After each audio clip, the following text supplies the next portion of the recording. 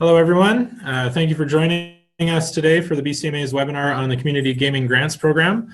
I'm just getting everything set up here for Mike and Erica, and looks like we're all up and running. Great to see some people showing up.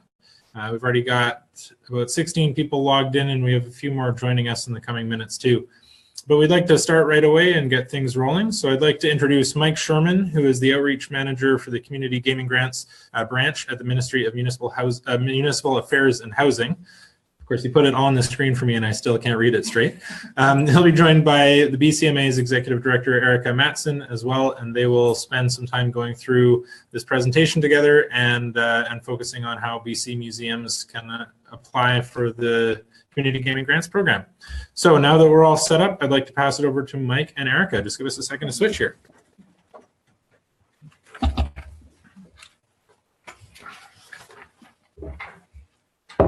Hi, everyone. Thanks so much for signing on. We really appreciate that you're here, and we really appreciate that Mike is here taking the time to take us through the program.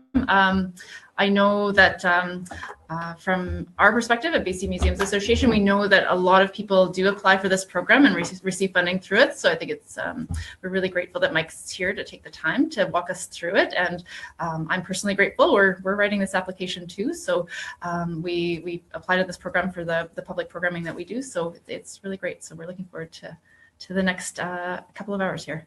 Great. Good morning, everybody. It's a pleasure to be here. I'm happy to do a presentation for you this morning on the Community Gaming Grants Program. So this typically takes me about an hour and a half to anywhere from an hour and a half to 2 hours to cover. It depends partially on how many questions you have. One of the things that I would say in regards to the presentation is if you do have questions, Ben's here. He's monitoring the feed, so any questions, he's going to pass them to us. Happy to answer or take and answer any questions at any point during the presentation. My approach is ask the question when it comes up in the context of the content, and I do my best to provide you with the answers to your questions. So like I said, it's going to take us about probably an hour and a half, maybe 2 hours at most to go through this morning. But before I start, I just wanted to acknowledge that we're presenting to you in Victoria on the traditional territories of the Esquimalt and Songhees First Nations. So we just wanted to acknowledge those territories before we begin this morning. All right, so again, Mike Sherman, Outreach Manager. If you do have any questions about the Gaming Grants Program beyond today, I would be your best point of contact within the Community Gaming Grants branch. My contact information will be available to you at the end of this deck, so please feel free to reach out to me after you digest all this information today. If you do have any additional questions, I'm there as sort of first line support for you. So my role as the Outreach Manager is to help educate you to answer those questions. And for me, it was really important to get in front of you today because the intake period for the arts and culture sector, which you're a part of, is now open. And so this is timely. Obviously, it's a good opportunity to make sure you get the information while you have that window of opportunity here.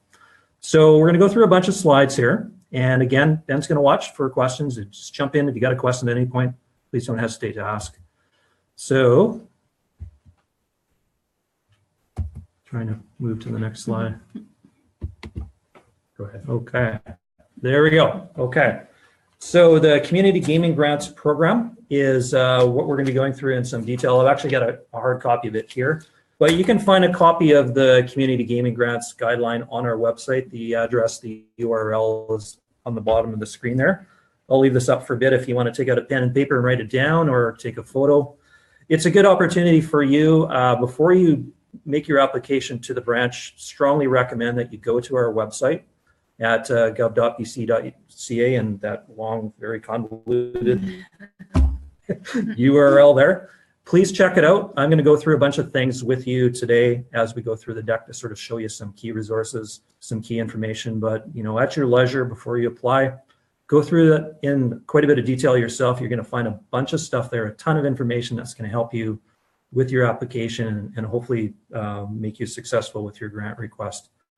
And if I could just jump in there, Mike, from the BCMA's perspective, we are often asking funders, what can people do better to improve their chances, to increase their grants, and we want to have more museums get more funding from public funding programs like this. And one of the most common pieces of feedback we get are that funders sometimes feel that people are not reading the criteria closely enough, not paying enough attention to the detailed guidelines. So yeah, I mean, it's a big chunk of paper, but print it off and read it over, because I think that can really help. I can give the I don't think that works. Okay. Okay. Yeah. So before we dive in any further, just a little bit of background on the program itself. So the Community Gaming Grants Program is a program that distributes $140 million a year to not-for-profit organizations across the province, including museums, including organizations in 6 sectors, actually. So your arts and culture, we fund not-for-profit organizations in arts and culture, sport, environment, public safety. We fund parent advisory councils and district parent advisory councils, human and social services. I think that was the 6. So that actually is $135 million of funding for those 6 sectors. So you folks are available to get a portion of that funding through the arts and culture sector. The other thing that I wanted to mention too, in terms of the program, the Community Gaming Grants branch also delivers, it's a new program. It's a $5 million program that we introduced this past year in 2017, and it's a capital grant project. So it's distinct from the program we're going to talk about here today, but I just wanted to bring it to your attention because it's a program that's going to carry on for 2018 and also again in 2019. So the capital project is a $5 million additional grant program. And essentially what that program is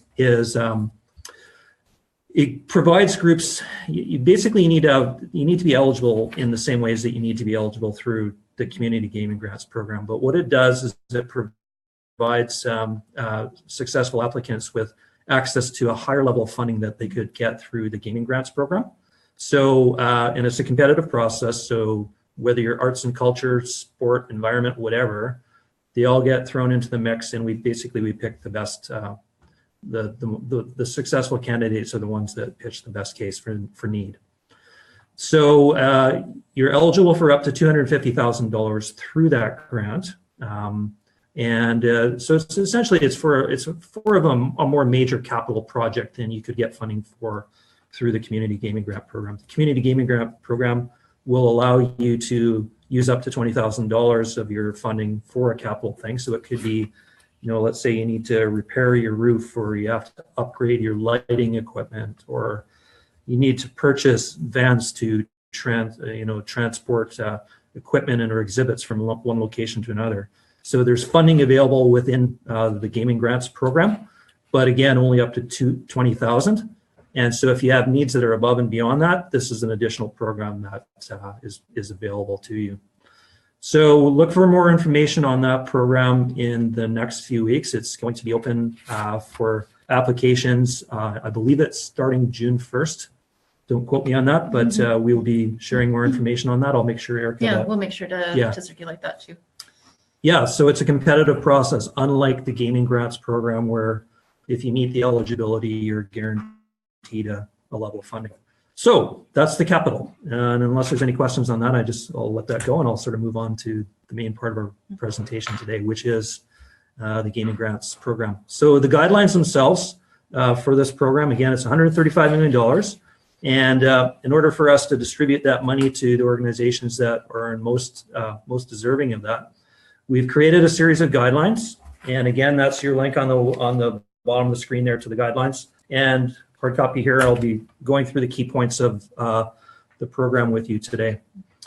So the first part that we're going to talk about is essentially it's just the introduction. And like I said, the program itself is designed to support not-for-profit organizations. And one of the key things that we're looking for in terms of that is direct delivery of programming to the community. So we're looking for that clear line of sight between the funding that we provide and a benefit to the community. So that is a key criteria in this program. Essentially, though, there's 4 primary elements of eligibility that I'm going to be walking you through, and you're going to find all of these in the guidelines themselves as well. We're looking for 4 things. So we're looking for the organization to be eligible for funding. We're looking for the program or the programs, if you deliver more than one. They also need to be eligible for funding. You need to be financially eligible, and you also need to be in compliance with the conditions of the grant if you're a successful applicant. So I'll walk you through each of those 4 parts. That's the thrust of the presentation today. And as you can see, again, we have 6 sectors, arts and culture. You guys are up there. The reason why you're at the top of the list is not only are you most important to me today and to Erica and Ben all the time, is you're the first out of the gate for 2018. You're the first sector of the year. So the sector opened on February 1st. And so we have applications coming in from your sector, and we're looking forward to seeing yours as well. So, and I've talked to you about the capital project, and I've talked to you about the budget. Okay, so the next part that I want to just briefly mention is how much can you potentially get? So it depends, how much you would potentially get if you're a successful applicant depends on what level of program delivery you offer. So a lot of you will be, I would imagine most, if not all, would be categorized as a local organization. Provincial organizations would be, I don't know what a provincial organization would be in your world, but there's a special designation for provincial, there's a special designation we have for regional. The vast majority of you are going to fall, if not all, are going to be considered a regional or a local, I should say, which would make you eligible for up to $100,000 per year. But before you get too excited about that, there's no guarantee. Just because you're local doesn't mean you're going to get $100,000. What that means is that's the maximum, that's the potential that you could get. So the amount that you would actually get is dependent on a few things. It's going to be dependent on the size of the program you deliver, and it's going to depend on the scope of the program you deliver. So what's critical here, and we'll talk about it in a bit, is the program descriptions that you provide us, where you clearly articulate who you serve, how many people you serve, and what the programs are, and the breadth and the extent of the reach of the programs. And that information is going to go a long way to determining the size of the grant if you're a successful applicant. The other thing that factors into that quite heavily is also the costs that were required to run the program in the previous year. So you're going to be providing us with some financial information as well that's going to sort of say, okay, this program for which we're requesting funding, it cost us this much last year, and we'll use that to determine what is a reasonable amount to award for the grant for the current year. No questions? Okay. So that's just... feel free to ask questions using the Q&A or the chat, either one. Okay. So I mentioned there's 4 primary drivers of eligibility for this program. The first of those is the organization eligibility. Erica's going to have a few things to mention here as well as we go through this. But this essentially is the checklist that you need to meet in order to be eligible as an organization. So, and what I also wanted to mention to you too, at the top of the screen, you can see a number like 3.1. Essentially what those are, you're going to see them throughout the presentation. That's a reference to the actual section in the guidelines where you will find that information, so you can use that as a reference point. So section 3.1 in the program guidelines is eligibility for organizations. So as you can see here, for an organization to be eligible, this is the first test, so if the organization isn't eligible, the rest of the stuff really doesn't matter, because you could have an eligible program, you could be financially eligible, but if the organization itself isn't eligible, it's a moot point. So first and foremost, the organization needs to be not-for-profit. You don't have to be registered, you don't have to be incorporated, I should say, either provincially or federally, but you do need to be a not-for-profit organization and be recognized as such. And again, and I mentioned it earlier, is you need to operate primarily for the community benefit and not solely the interests of the members. So a good example there would be an organization that would come to us and say, you know what, we serve the following 50 people, and that's our community. That's not a broad community benefit, so that wouldn't be eligible for funding. It needs to be inclusive and accessible and available to as broad a public that has an interest in taking part in your programming and seeing your exhibits or coming to your museums as possible. You need to make it available to anybody and everybody that shows an interest. Your organization also needs to have a voluntary and a broadly based membership. They need to be involved in the management and the operation of the organization. So that's not to say that you can't have paid members. Obviously, most of you will, but what it means is that you need to be very much volunteer based in terms of the support behind the programming. And we'll talk more about the distinction between volunteers and paid employees in a bit when we get to the financial stuff.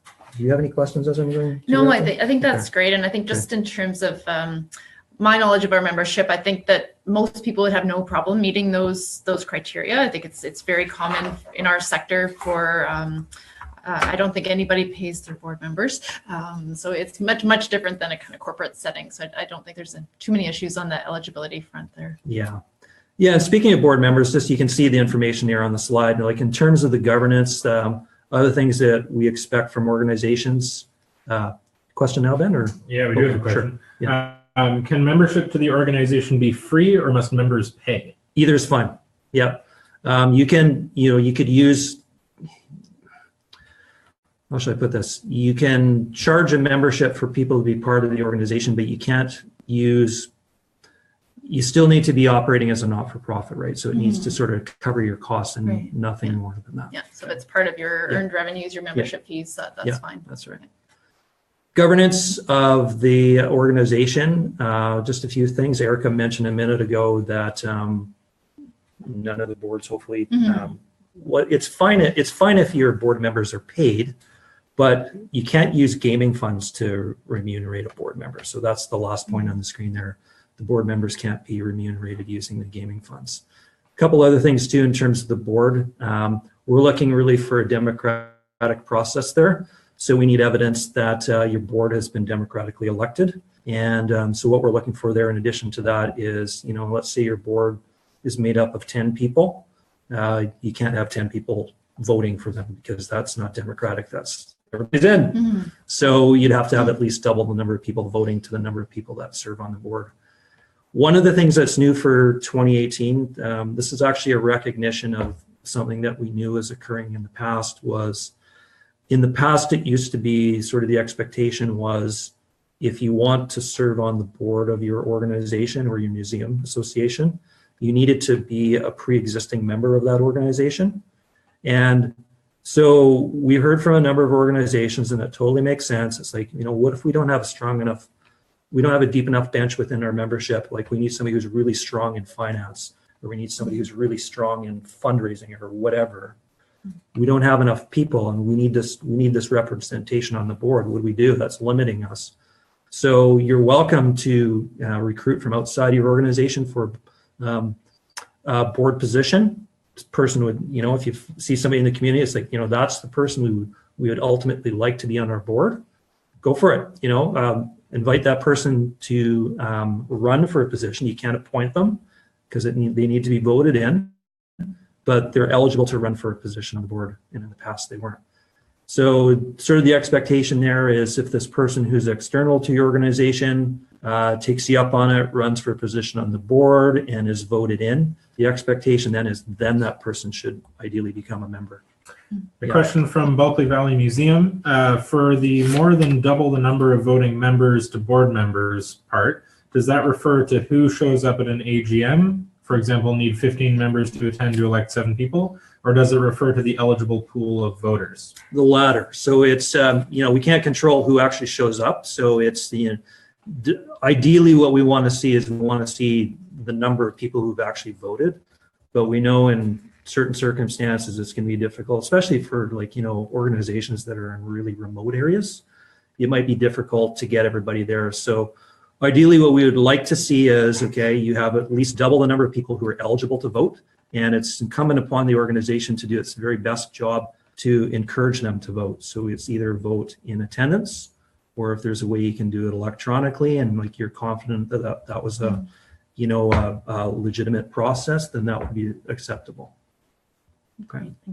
Yeah. So again, the board's democratically chosen. The other thing is 2 out of 3, every 2/3 of the membership should be residents of British Columbia. And I think you can probably understand why, because this is a BC focused program, and we want to make sure that the people who serve on your boards actually have the interests of British Columbians at heart, and they don't receive remuneration. Yeah. Another question.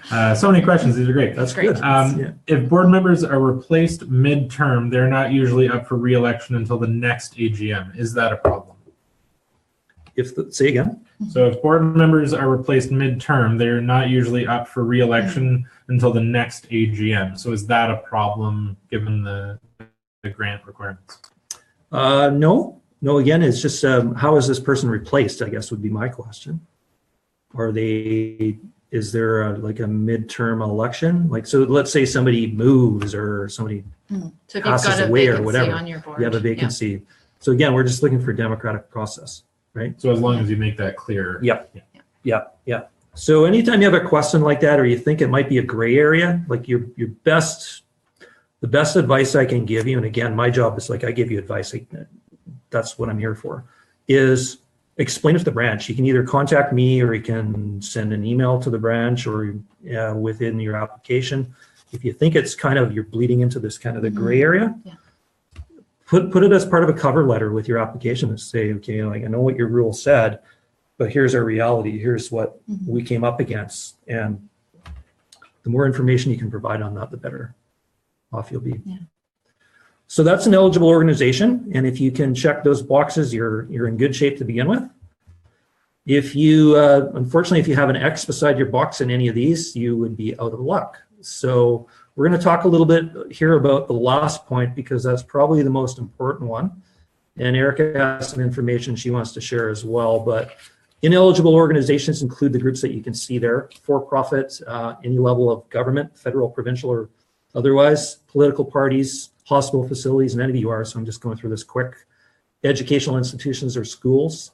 The one that is going to be of most relevance to you folks here in the museum world would be if you're a provincially or municipally operated facility, such as a museum. So before you start getting a little bit concerned about this, let me just provide the nuance here. So we're looking at a distinction between I guess we call them a private museum or a publicly run museum, such as by the province or a municipality. So what we're saying here is if you're a museum that is run entirely by the province, such as our BCM, or by a municipality, such as Surrey, then you'd be out of luck. But for example, if you're a museum in a small town, I'll just use a small town as an example, that let's say where you're located in a municipal facility. I'm just going to give you an example here. So in this town, the municipality owns this building. Let's say it's in the basement of the city hall. And so they're saying, okay, we'd love to have you folks. We'd love to have your exhibits, your programming in our facility. And we're going to give you either no rent or reduced rent. Wouldn't that be lovely? But in exchange for that, we need to have representation on your board. So that's their condition, because they're probably going to want to make sure that they have a certain degree of oversight to make sure whatever your programming is in line with their values and what they think is important. So that's their expectation. You can use the space, but we need to have some input into your board. That would be okay. There's also a question here. Somebody raised their hand, so we'll get to that in a sec. But again, what's important here is it's okay if they have that representation on your board, but the primary governance for your organization needs to be your membership, right? So if you bring in somebody from the municipality, they can't have a veto vote. They can't have primary voting rights for your organization at all. They're just one of many who runs the governance of your organization. Yeah. So I think I'll just provide a little bit of context, because I know that this is going to be an area that I think people have a lot of questions on. And I know that from our BCMA membership, that there's a million different examples of kind of how this operates across the province. So Mike referenced the Royal BC Museum as an example of an organization that would be completely ineligible for community gaming grants. The reason for that being is that they receive a level of funding from the province and are kind of have a governance structure that's so intricately connected with the province that they have the resources that they need in terms of what the province would be providing. So I think that maybe the easiest way to to shorthand that explanation, it would be kind of like a form of double dipping if they were able to apply into the program. Right. Yeah. Another example, kind of a clear example of ineligibility would be the Surrey Museum, which is, I'll pick on them because Lynn Saffrey at the Surrey Museum is one of our board members, so he can, I'm sure he'd let me pick on him a little bit. They're funded by the city of Surrey, and again, would be ineligible for funding just because of the level of funding that they have. I think that across the province, we see many examples of organizations that have some level of usually municipal involvement with their organization. I think the example that Mike provided, where you have a museum or gallery that has a relationship with their municipality, where the municipality is providing space or some other resources, perhaps it's a good operating grant every year, and that in exchange for that, they want to have some level of involvement in the governance of the organization, such as having a municipal councillor on the board of the museum. I think that's a really good example of an organization that is eligible for the community gaming grants and should absolutely apply. So I think if you feel like you might be in that position where you're in a bit more of a gray zone, you're not the Surrey Museum and you're not that museum with, just one simple municipal councillor on your board. My sense from talking with Mike and his colleagues at the Community Gaming Grants branch would be that would be a good opportunity for you to give a call to Mike and just talk through your situation and get his advice on, are you eligible? Are you ineligible? And I think that one of the things that I would really encourage you to do, if you do find that you are ineligible and you feel like that's a problem for your organization, talk it through with Mike, get his advice, talk it through with your board and with your partners in the municipality or whoever those partners may be, and work towards a longer term solution if you are ineligible. I think there's examples where you might be able to have a conversation with your municipality and explain to them perhaps if your situation is limiting in terms of being able to access key funding programs like the Community Gaming Grants program, that you might want to have that conversation with them. Mm-hmm. That's great. Yep. So we have questions. Yeah, we have 3 questions here. There's 2 that are similar. So actually, all 3 are pretty similar. So I'll start with Gerald's question. Thanks for putting this in. We are an organization that is in a co-management arrangement with the city of Nanaimo to manage the Saroman Stadium, and I'm sorry if I'm mispronouncing that. This stadium is owned by the city. As co-managers, we help with the maintenance of the stadium. Given that the stadium is owned by the city, are we now ineligible for the community gaming grants? That's probably one of those ones that would probably make the most sense for Gerald and I to connect offline on that, because there's a whole bunch of things that would be going through my head here right away that I probably wouldn't have time to answer in the degree of detail he needs. But I'll just give you an example of what we would want to know. Is we want to know more about what the programming is that's being delivered, who is delivering the programming, because we're funding programs, we're not funding the organization, right? So whether it's done out of a facility that the organization owns or their co-managed partner owns isn't really the point. The point is, what is the programming you're delivering? And if you, as the organization that's delivering the programs, are you eligible? So I would need to talk in a bit more detail with them about that. Okay, so similar question from Kate. They're a nonprofit and they get an annual grant that partially funds them, but not entirely. In other words, the building is managed by the city, but they are not city employees. Are they eligible? They meet all the membership guidelines you outlined so far. So what type of grant are we talking about? Are we talking about a grant from us? Yeah, would they be eligible for the grant from you, given that they are partially annual grant funded by the city? Okay, so I'm going to hold that question in a few minutes, and like if it's I still don't answer that for you in the financial eligibility section, please ask that again. But when we get to the financial eligibility stuff in a minute, you're going to get more information on, you're eligible for funding from different sources beyond just the community gaming grant. So, but there's a formula we look at, and if you surpass that formula, then you wouldn't be eligible. So you are eligible to get funding from other sources.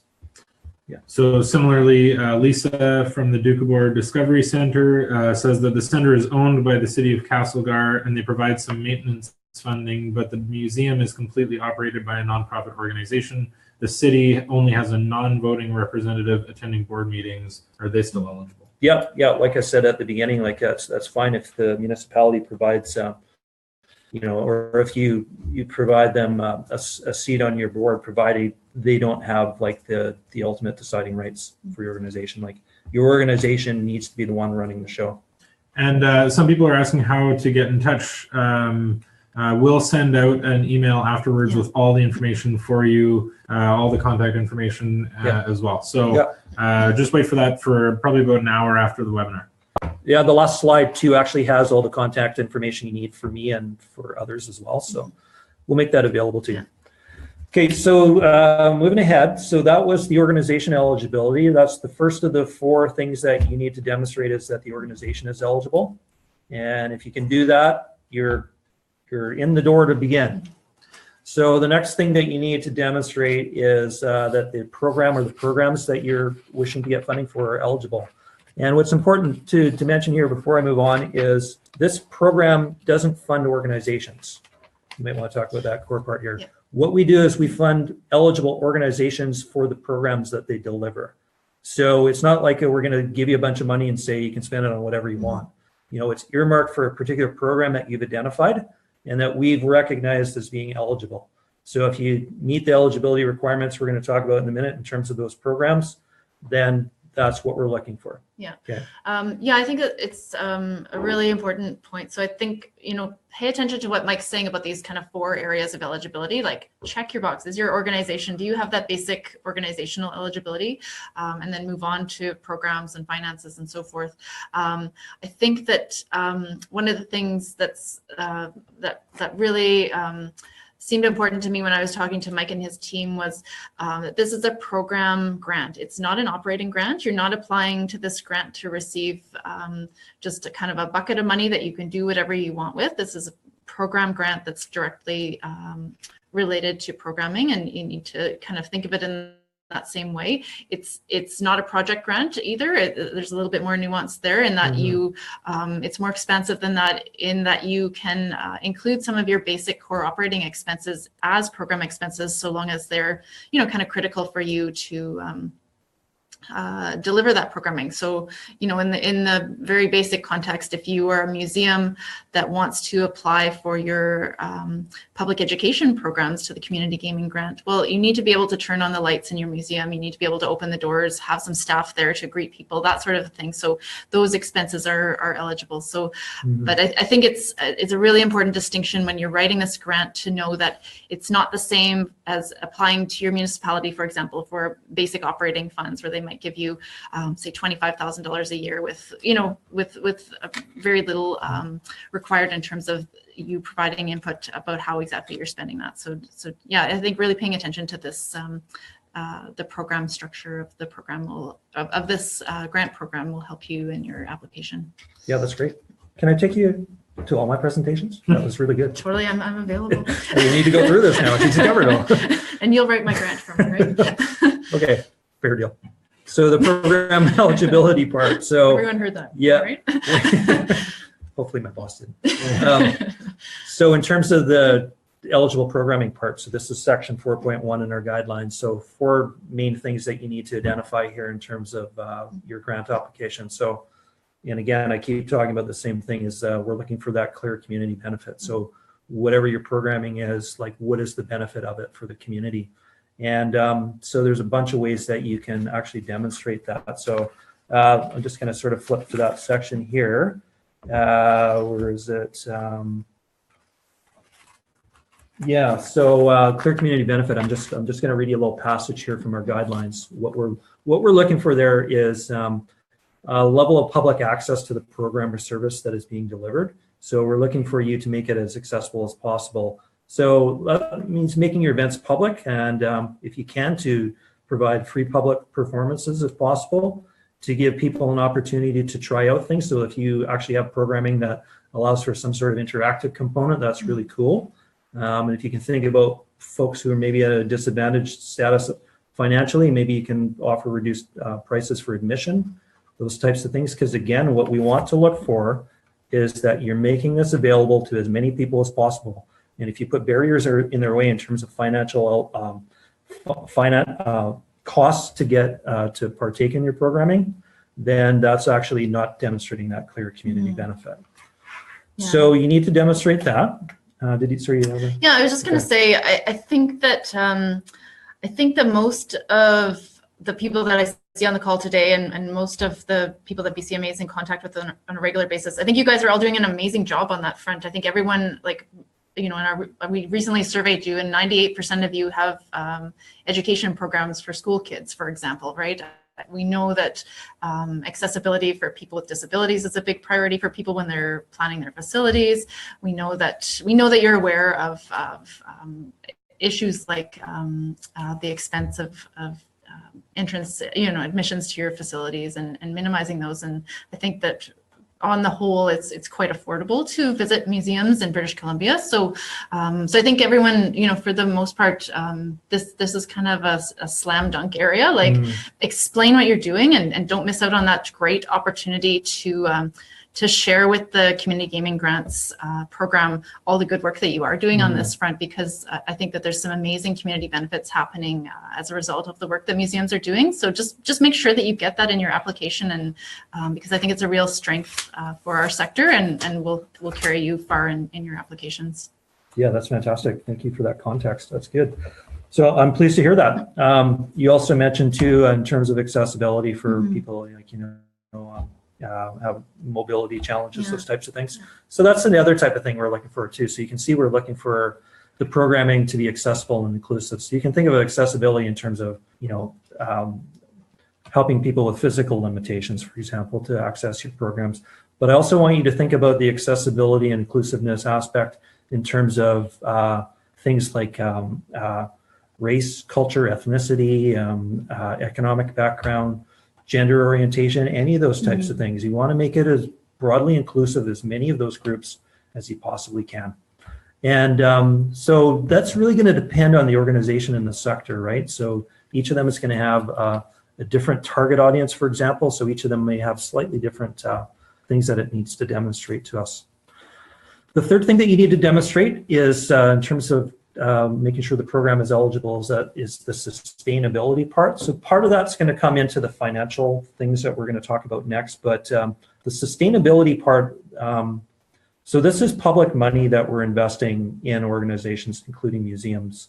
So we want to make sure that this public money is invested in the least risky types of organizations, I guess you could say. So we're looking for a certain degree of sustainability for the organization. So that is, have you demonstrated that you have a viable plan to continue on into the future? Have you done some work around budgeting? Have you, can you clearly demonstrate to us that you have the support of the community in terms of things like volunteers, in terms of those types of things, to show testimonials, that kind of stuff that show that this is an important aspect of your community. It's part of the fabric of your community, and that it really does deserve that support from us.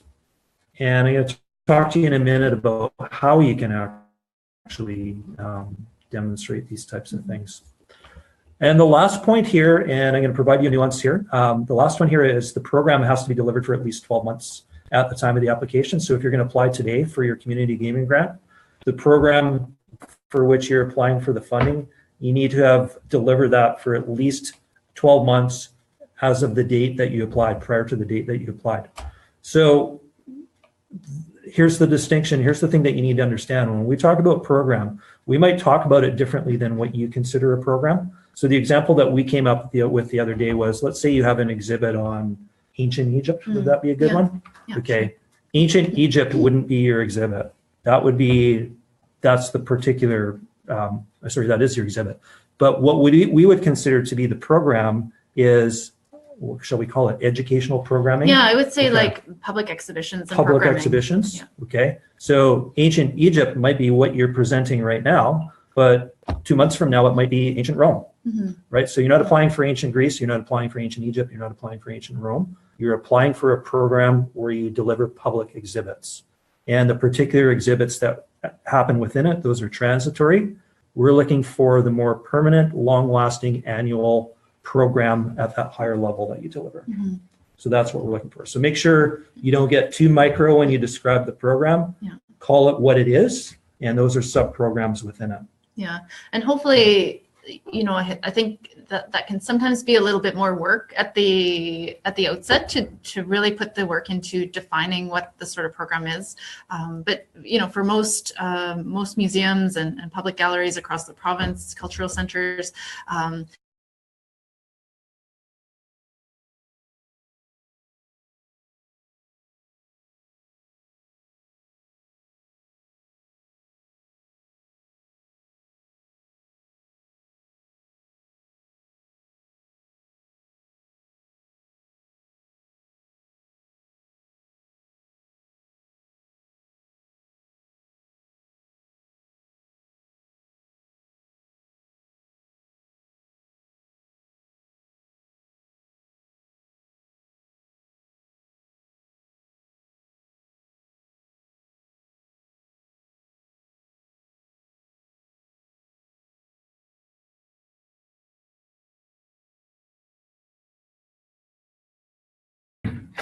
Hi, everyone. Sorry about that.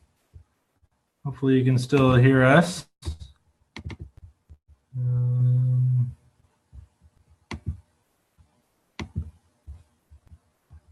Okay, sorry about that, everyone. We had a bit of an internet issue. Hopefully you're still with us, and we'll answer any questions that may have come up.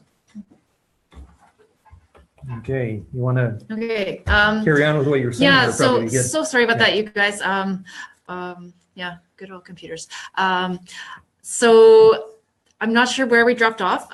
So I'll just kind of summarize what I was saying before we noticed that we dropped off, and then feel free to jump in if you've got any questions at this point.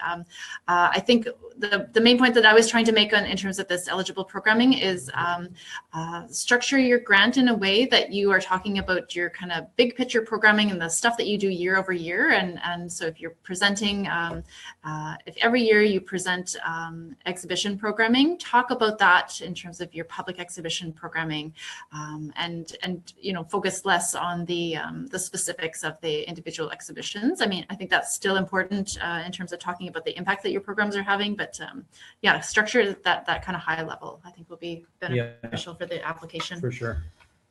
Okay, that's great. And just the other point I wanted to make, just to sort of close the loop in terms of the sustainability and the 12-month aspect. So they sort of speak to each other. So one of the ways that you can demonstrate your sustainability, say that 10 times fast, is to have delivered the program for a considerable amount of time. So 12 months is sort of the starting point. So if it's been around for at least 12 months, that demonstrates to us that there, you know, it has a certain degree of sustainability, and it's been of interest and value to the public.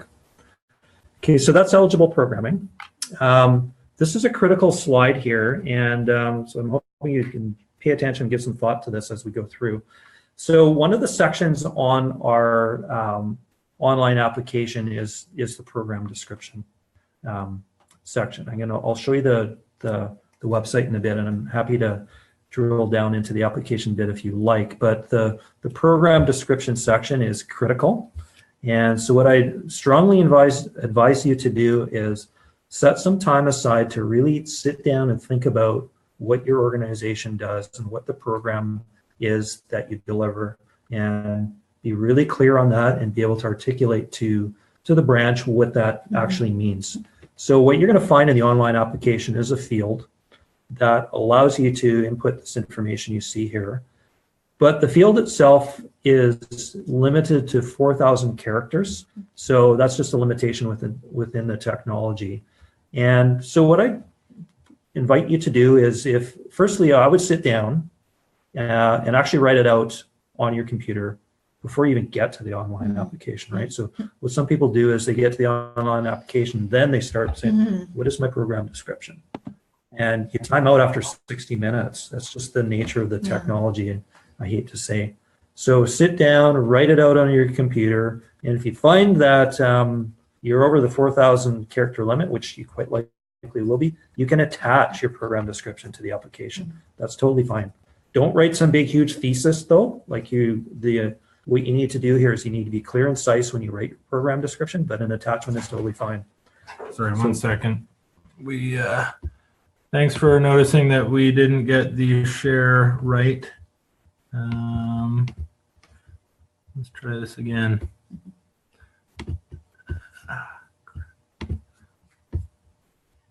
We lost the website too. Yeah. Okay, so people weren't able to see that? No, if you can go back to that Okay. slide, That that'd be slide. great. Yeah, okay.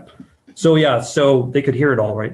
Okay, so they just couldn't see it. So in your program description, try to be clear and concise with what it is you want to tell us. And piece of advice here, something you need to understand is the analyst who is going to be looking at your grant application isn't necessarily or likely going to be an expert in the museum sector. Our analysts look at applications across all 6 sectors, so they are generalists. So you need to make sure you do a good job of explaining to them in layperson's terms what it is that you do. So tell them what you do, how you do it, and how often, in simple, clear, concise language that they're going to understand. And within the application, we talked a moment ago about the 4 things that you need to demonstrate here. So I've gone back a slide. You need to demonstrate those 4 things in order to get funding from us. So tell us those 4 things in your application. Tell us how long you've been in operation. Again, we expect you to have been in operation for at least 12 months before you apply. Tell us how your programs benefit the community. Like, include numbers and statistics, things like how many people you serve, and other statistics that will support your case. Tell us what you do to make your program accessible and inclusive of the public. And tell us what things you're doing to demonstrate that your organization, or your program, I should say, has the support of the community. So that could be described that, you get in-kind donations of, people volunteer their time, they provide, supplies, lumber, whatever it may be. Speak about those things at a high level. And if you have any letters of support from the community, like, it could be municipal councilors, it could be key members of the community who can really speak to the value of what you do. By all means, include those in your application. Those are going to help improve your case and pitch your case for funding. Any questions, Ben? Or okay. So that, and again, just do a really good job of that. Sit down, work hard on that, and that's your pitch. So ineligible programs. If you check any of these boxes, unfortunately, your program would not be eligible. So the first one really speaks to the fact that there wouldn't be broad community benefit. So if your programming is simply for your own organization, for their interest, their benefit, that doesn't demonstrate broad community benefit, and that would be a no. If your programming provides financial assistance to individuals, that would be a no. If you're using the funding from us to raise additional funds, that would be no. So for example, if let's say you wanted to take community gaming grant funds and host a bake sale to generate additional revenues to run your programs, that would be ineligible.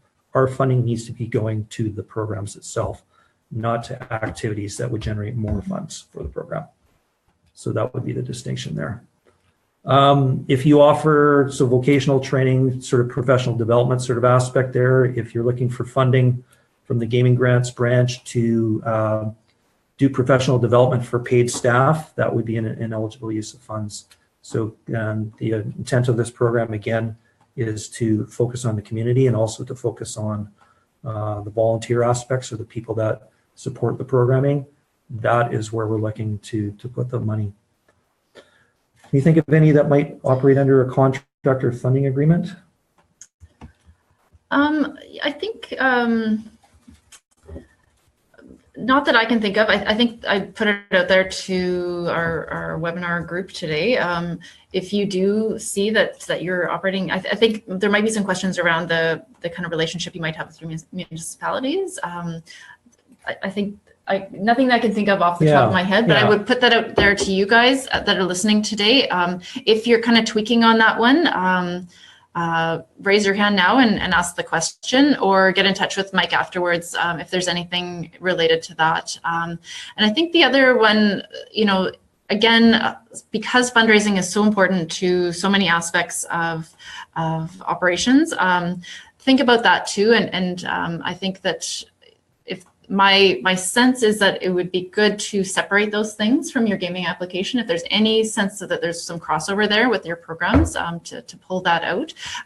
But yeah, so those are the ones that I can kind of see there might be some crossover. One question I have just in terms of what you were talking about with volunteers and the training, would training of volunteers be an okay thing for people to be including? Yeah. So that would be different than kind of a staff professional development, Yes, going to that a would- conference, but training volunteers would be okay? Mm-hmm. Yeah. Because we're looking for the volunteers to be the ones that, like I said earlier, that are involved principally in the management and the operation of the programs, Yeah. right? So if you need to provide them training to deliver that program, Okay, yeah, and without that training, you can't successfully deliver the Yeah. programming, we would be a barrier in your way. right. So that would potentially be eligible funding. Okay. The Staff recent- training as well? No, that's the point I was trying to raise there. Like, if you have paid staff, that funding wouldn't be available to them, Mhm. right? So it's Yeah. more of a volunteer base. Yeah. I guess the point I wanted to emphasize here with the contract or the funding part is when we're talking about contracts or funding, we're talking about like actual contracts with, Mhm. like, actual official contracts with general service agreements, with deliverables and signatures and all that Yeah. formal stuff, right? Yeah. But if you have a grant that you get from a Mhm. municipality Yeah, that would be a to different thing. supplement Yeah. our grant, Yeah. that's a different thing, Yeah. right? So and typically with a grant, it's the conditions are a little bit softer than with a formal contract. Yeah. So we'll talk about that a little bit more when we get to the financial part in a moment there, so you can sort of see the Yeah. distinction and the nuances Yeah, there that's with right. that. An example of that might be actually, just as I'm thinking, that some of our museums in British Columbia have a contract with Destination BC to operate visitor centers. I think that might be a good example of just to kind of put an example in your head of what a contract might be. So, Destination BC would be providing you with X number of dollars every year to operate that visitor center. So that would be, I think, a clear example of a contract versus, the town of Smithers provides you with a small grant as part of their contribution to the museum operations in the community. That's a good example. So the first one, the Destination BC, so if you actually have that contract with Destination BC, then you wouldn't be eligible for additional funding through the Gaming Grants program. Like, this program isn't designed to supplement or top up funding you get through contract with another government agency, be it provincial or federal. So what you need to do there is to say, okay, well, that program isn't eligible. What other things do we deliver that maybe aren't under contract or agreement that maybe we could ask for money for that? Because we treat each program as a distinct entity. So you could operate 3, 4, 5 programs and maybe only 2 of them are eligible for funding. Don't tell us, but we don't need to know about the other 3. We only need to know about the ones that you're asking for the funding for. And just to clarify again on that, just because your organization would have a contract like that, you would not be ineligible as an organization. It's just the programs that you are delivering under that contract. Like we said a couple times, we're not funding the organization, we're funding the program that the organization delivers. Okay, so hopefully nobody signed off, have they been? So which hopefully is a good sign that glazing over. We didn't hit any of those. So the next section is the financial eligibility. So we talked about organization, we talked about program, and now we're going to talk about the financial eligibility part. So you're going to need to demonstrate both financial eligibility for the whole organization, and you're also going to need to demonstrate eligibility for the program or programs that you deliver. So I say that's typically the case. There are some cases where an organization only does one thing, like the one thing that it does, that is the program. But the example I shared a minute ago, you might have 3, 4, 5 programs. So if that's your case and you're only applying for 2, we're going to need to see financial stuff for the whole organization at a high level. And we're also going to need to see financials for each of the 2 programs of the 5 that you're looking for funding for. So I'm going to start with the organization part. And again, all of this stuff is in our guidelines, so you don't need to memorize this. Yeah. Just one more question coming back. So does the gaming grant allow training for staff to be funded at all? That was just I think a follow-up clarification question. Yeah, so if they're paid staff. So if they have an ex-curator come and train new staff in things like accessioning and the work that they're doing. Yeah, so that's paid staff, right? So that would be ineligible. Okay. Yeah. Okay, so organization financial eligibility, a couple things. So those of you who are already grant recipients, some of this will be a refresher, and those of you who aren't, this will be new information. If you are a previous applicant, you will have already If you got funding, then you've already demonstrated to us that you have a separate gaming account. So what you need to do is you need to go to your bank, and you actually need to open up, so you already have an operating account for your organization. You need to open up a separate gaming account, and you need to get checks for the organization. And the checks are what you should use to pay for your eligible expenses when you get your grant. So the reason why we ask for this account is obviously so that you can write checks, but also you need to send us a void check from that gaming account. So it needs to be imprinted with the name of your organization and also say gaming account on it and have your account information on it. And so we use that information to send you the grant. So if you're a successful applicant, we're going to deposit it directly into that account using the deposit information that you provide. If you're a returning applicant, so let's say you've gone a year or two for whatever reason, you were either denied or you opted not to do a grant for a couple of years, you need to check that account to make sure it's still active. We've had situations in the past where accounts have gone dormant. An application's come in and said, that looks great. We award X amount of money to the organization, and then the check bounces. We can't deposit it in the account because the account has been closed or it's gone dormant. So make sure at the time of your application or before that you check with your bank to make sure that account is active. So that's the first part, is make sure you have the account, make sure you have the checks. 3 things you're going to need to check for here, no pun intended, in terms of that organization financial eligibility is the first one here, that sub-bullet. If your organization earned more than $250,000 in its previous fiscal year through its own licensed gaming activities, good on you. That's a good chunk of change. But what it's ultimately going to mean is that you're not going to be eligible for a grant with us. And the reason is pretty simple. You got a lot of money in hand. We're going to look at that and say you don't need more money from us. We're going to look at you and say you're going to be financially viable to do this on your own. And what we mean by licensed gaming activities, some of you may know this, some of you may not. There is a program within government where you can actually apply for a gaming license to host like a raffle or a bingo. And those types of things, if you get one of those licenses, you can use that for fundraising for your organization. Hold those events, raise some money, and that's available to you. So the other thing that would temporarily make your organization ineligible is if you're the opposite. So the first one is you got a lot of money. The second one here is if you don't appear to be financially stable, if you've cast significant doubt, if it appears to us that your organization, let's say you run a multi-year operational deficit, then we'd look at that and say, this is public money that we're investing. That doesn't appear to be a good investment to invest in that organization because they haven't got their books in order. And we're not talking about, okay, 2 years ago, you were in really good shape, Erica, and then last year, you guys, what happened? Like you just fell off the rails. Maybe you had a year where you had some anomalies, like you had operational expenses that were just, out of the norm. And, you had to replace a roof or whatever the case may be. And you had to take a lot of your funds and draw down and pay that off. So what we're looking for is a pattern. We're looking for a trend that says, from year to year to year, does there appear to be a lot of risk in this organization? And if there is, then we're going to likely not provide funding to that organization. And the third one, and I'll talk about this in a bit more detail on the next slide, is we're going to look to see what your surplus percentage is. So at the end of your fiscal year, you're going to have some money, hopefully left in your bank account. And so we're going to look at that and see how much you actually have in there in relation to how much it costs you to operate the program in the previous year. So if you have more than 50% left in your bank account in terms of current assets and investments of what it costs to run the program in the previous year, you're not going to be eligible for funding. Because what that shows us is you still got a lot of money left in your bank in relation to what it's going to cost you to run the program to at least get you partway through the year. And then it's up to you to sort of, with your community support and other avenues, to bridge the gap. So the 50% rule is quite important. Yeah. So this question comes in from Lori. Our organization has a separate gaming account. However, we do not currently have checks.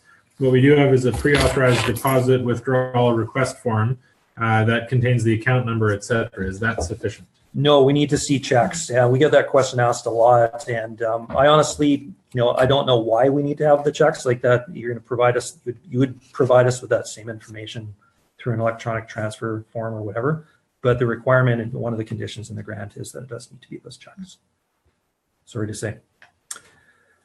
Okay, so the surplus calculation here, our analysts are going to do some crazy math here when they look at your financial information.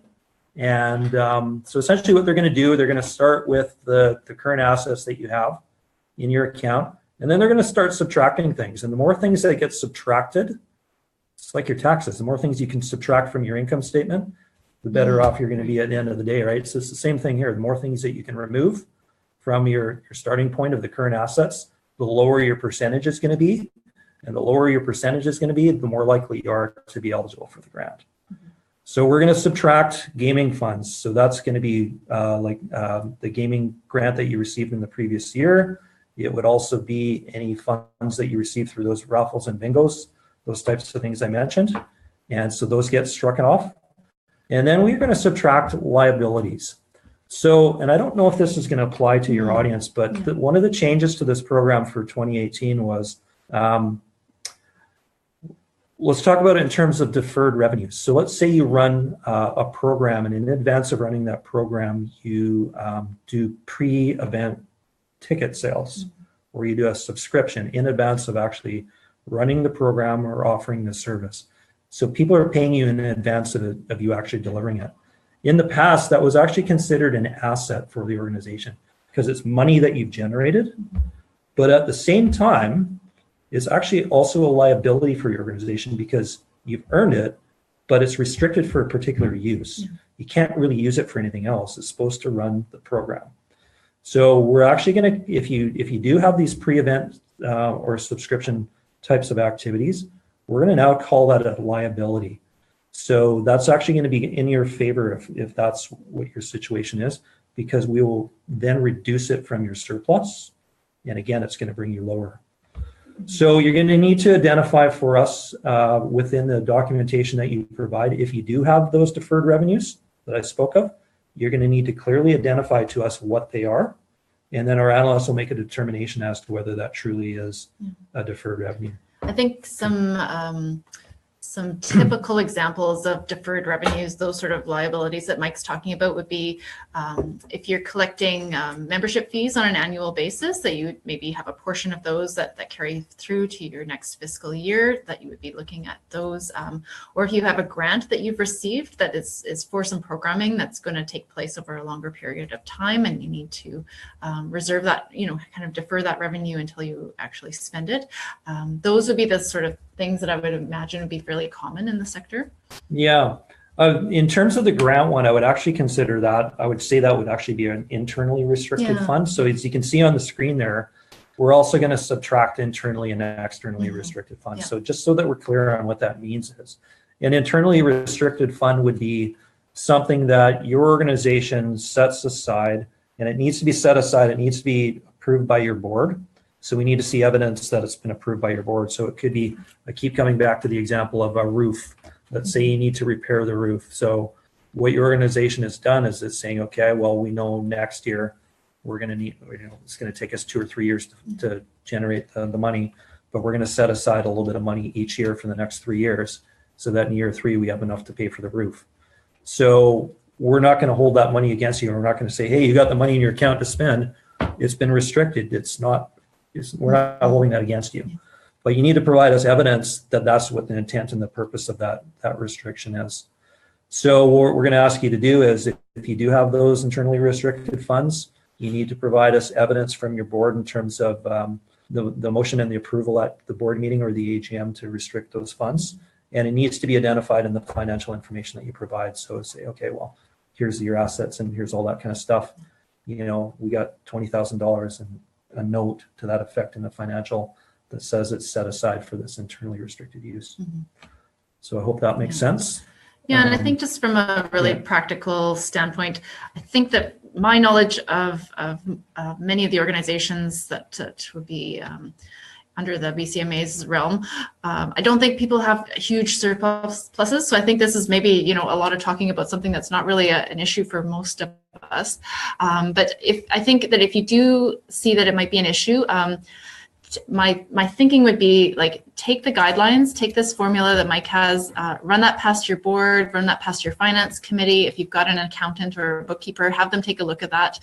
Get in touch with Mike's team, talk through that if you think it might be an issue. And, if you need to have a board meeting to designate those funds as a restricted fund, the roof fund, get that work done before you are applying to the grant. Absolutely. Yeah. Question from Bulkley Valley: can evidence of internally restricted funds be a note in financial statements? Yes, it has to be, actually. So you're going to need to put that note in your financial statements that shows that that's the restricted fund. And you also need to provide that supporting evidence, like through the actual minutes from, so your financial statement is going to show the math, it's going to show the numbers, but the supporting document that shows, okay, well, these numbers, this is what we restricted, and here's the board's approval of it in terms of the minutes from the meeting. So we need to see that democratic board process has been gone through to restrict the funds. Okay, so if you don't think this is a huge issue for these groups, I'll quickly really important stuff if you are in this position, but I'm not. If you feel like this 50% might be an issue, then this slide is probably more important to you. Not, I guess, just the last thing I would mention here is, what is an externally restricted fund? That would just be like, if, say, for example, you have it'd be lovely to have a wealthy benefactor in the community who makes a huge donation to you and says, but here are the conditions upon which you can spend my money, or it could be an endowment, whatever. That's somebody external to your organization has donated it to you for a particular purpose. And again, that needs to be identified to us in terms of the financial note and supporting documentation. So we'll do the math on that. We'll determine the 50% ratio, whether you're in it or below it or above it. And if you're below it, you're in good shape. And if you're above it, then you're at risk and likely not to get the grant. Hate to say. Okay.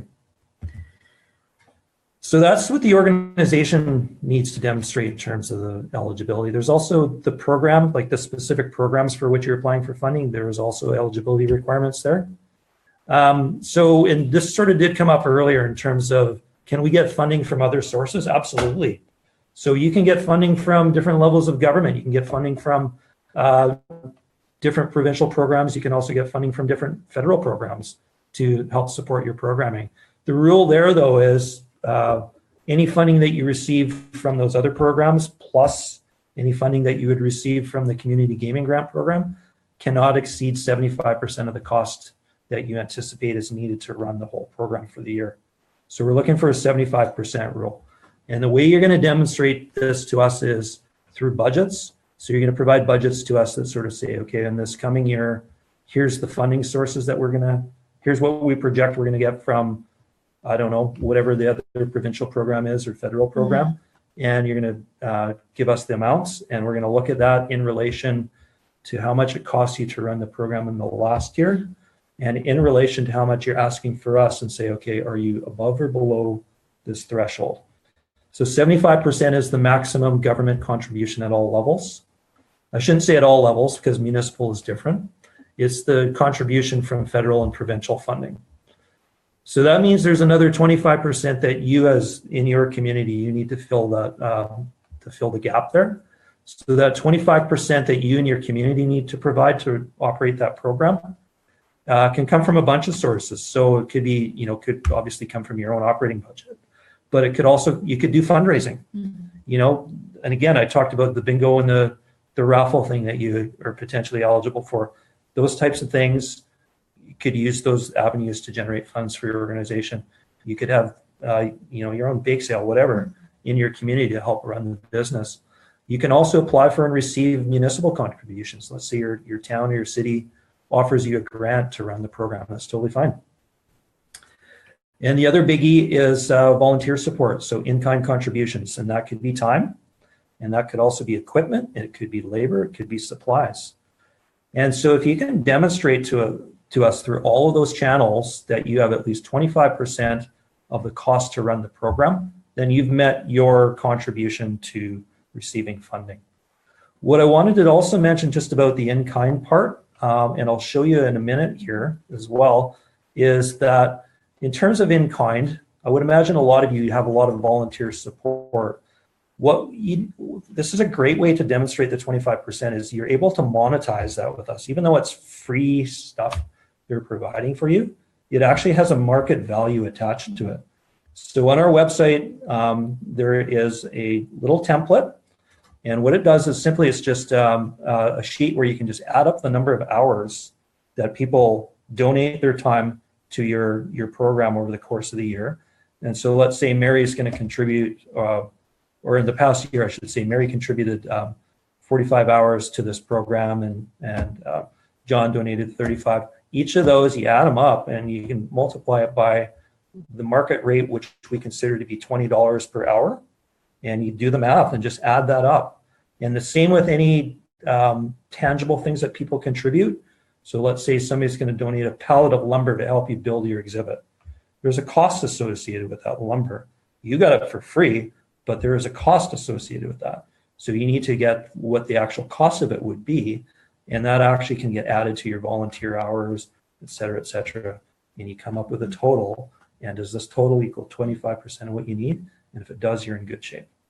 Yeah, and I think, again, I think this is a real area of strength for our sector, is that there's so much volunteer, like the in-kind contributions that we see in communities across British Columbia are huge. We know that everybody's got volunteers. We know that you're out there procuring materials and supplies and in-kind advertising, things like that. So yeah, I think it's a really, really great way to show the total cost of your program by including all those things that you're getting for free that do have a market value and that do demonstrate this sort of community support and community buy-in and the long-term sustainability of the program that the Community Gaming Grants branch is looking for. Yeah. So that 25% that you contribute to us demonstrates that community support, and it also demonstrates that sustainability aspect that we talked about earlier, right? So all these things sort of work together hand in hand. Any questions? We're good? Okay. So I will just quickly talk about this because I'd like to actually show you some of these things, because then it actually puts a little bit more context to it. But all that stuff we've talked about around the organization of the program eligibility, in order to demonstrate that you are eligible, it needs to be presented in terms of financial documents that you give to us as part of the application. So you're going to need to provide for us firstly financial information on the entire organization. So what we need to see there is a balance sheet for the previous fiscal year, the one that just finished prior to you applying. So what the balance sheet will contain is it'll contain a breakdown of your assets also against your liabilities. And you're going to need to provide for us in the previous fiscal year a revenue and expenses statement. So what did you actually spend versus what you actually brought in? And that's also where you would showcase your, not showcase, or where you would include any notes, if there are any, in terms of what the financial internally and externally restricted funds are. You're going to also need to provide for us budgets for the current, so the year in which you're applying, we need to see the budget for that year ahead. And then we also, so if you're applying in 2018, we need to see the 2018 budget, and then we're going to need to see the 2019 budget as well. So that largely will come in for the 75% formula, so we can see what are your sources of income that you're projecting, like where are you going to get money from, and does it total up to that plus ours above or below the 75%? And we're also going to look at that to sort of say, okay, well, it looks like they got a plan financially for where they're going in order to be able to demonstrate that sustainability. So there's lots of things that we're looking for, and it's going to help us with that surplus calculation as well. So that's the organization part. And also, if you have individual programs for which you're applying for funding that are, subcomponents of what your whole organization does, you need to provide us similar financial information for each of those. I think now would be a good time to sort of show a couple of those documents. We're going to have to just sort of pause for a sec, because since we lost our connection, we lost our web page. Just a second. Oh, no, we didn't. Oh, there it is. That's right. Okay. Looks like we might have a question too. All right. So I'll check that. So I'll just hold off on showing you this until we get the question. No, I'm not showing up on mine. Give us a second. Let's see whether there's anything new in here. Oh, sorry. Can we make annual applications for the same program like public exhibitions? I'm not sure I quite understand your question, so tell me if I got it right or not. So, or is what you're asking me here is, okay, annual makes sense. Can we make annual applications for the same program like public exhibitions?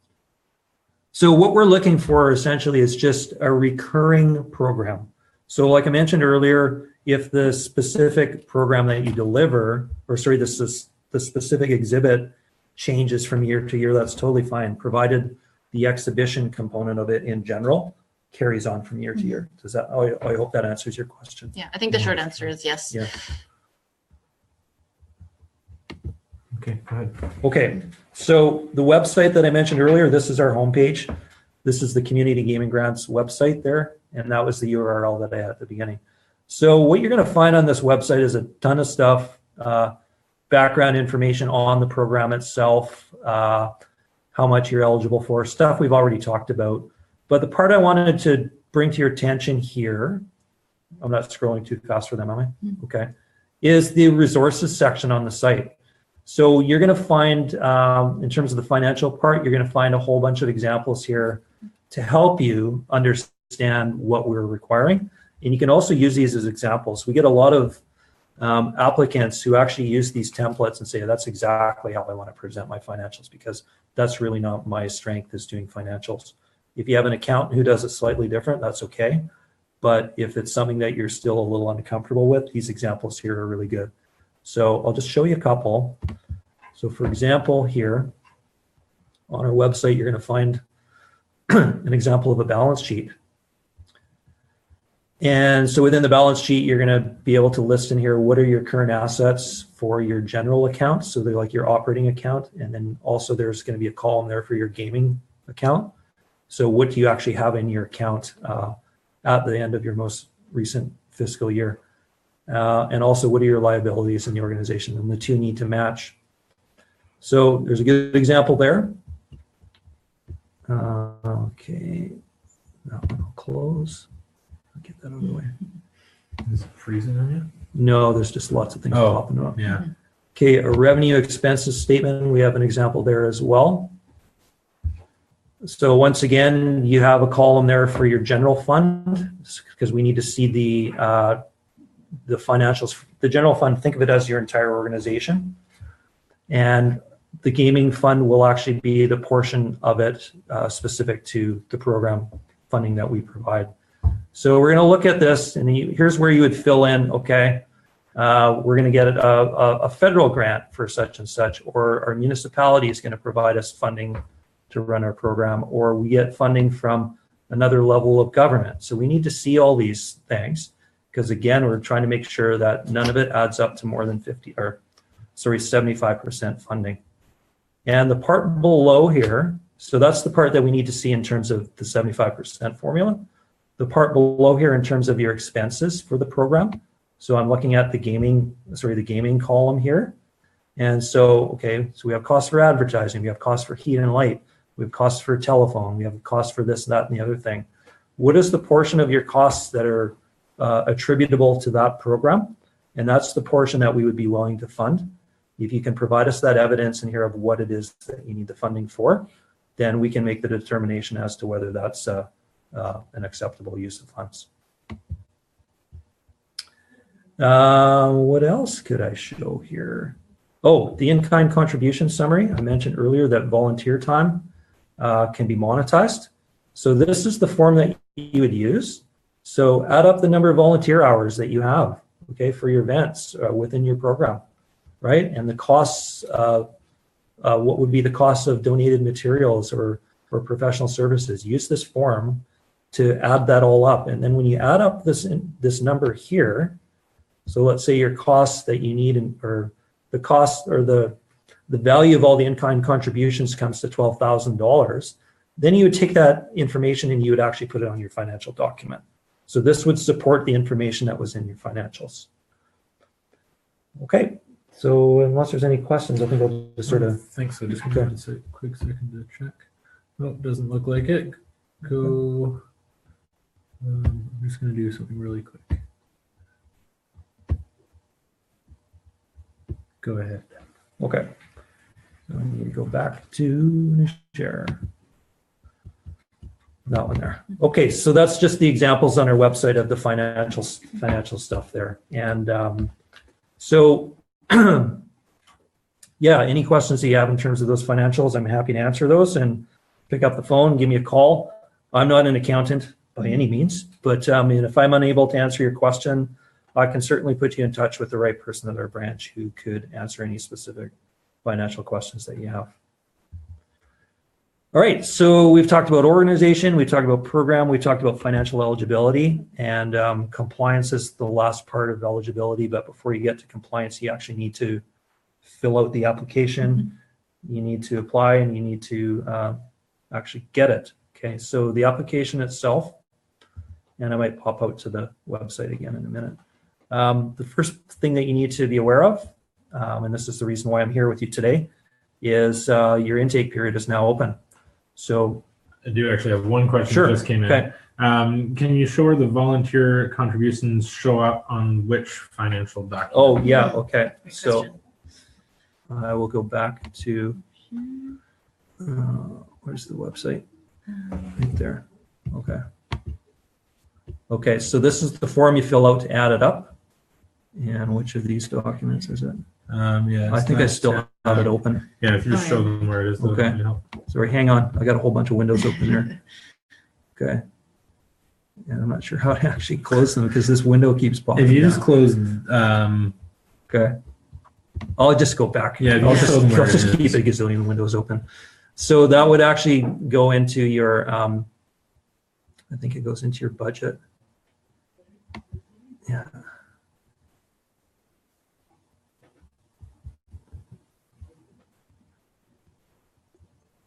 No, it's not that one. Would it be more in the program budgets that people would Yeah, be creating? we've got a couple different versions of it here. Is that the one I just opened?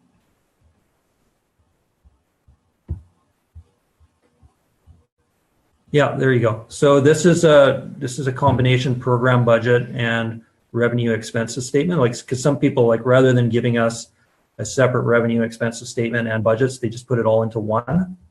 So as you can see here in this one here, you're going to provide us that first column, the revenue expenses one that I've highlighted.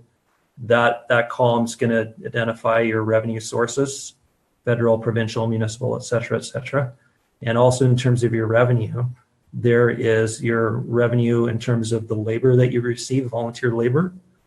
And so the math on the two sheets didn't add up, but let's say your sample that you filled in on that other sheet, you had $5,000 in labor that you added up. You bring it onto this sheet here and you add it in, you add those things in. Does that answer your question? I hope. Okay. Anyway, so that's the income to your organization. The other thing that I should mention is that's, they've donated their labor, they've donated their materials, so that's income for your organization. As you can see, this $42,000 there. For whatever reason, the math doesn't add up. I think that's an error. Oh, I think it's a total for Oh, sorry. all the Okay. revenues. So that's right. So these two totals here for your in-kind income in the 5,600 and the 3,300, it's also expenses for your organization because it's, it's money in, but it's also something that, you expend that at the end of the year. Okay. All right. All right. Now I need to go back and we'll close all these windows later.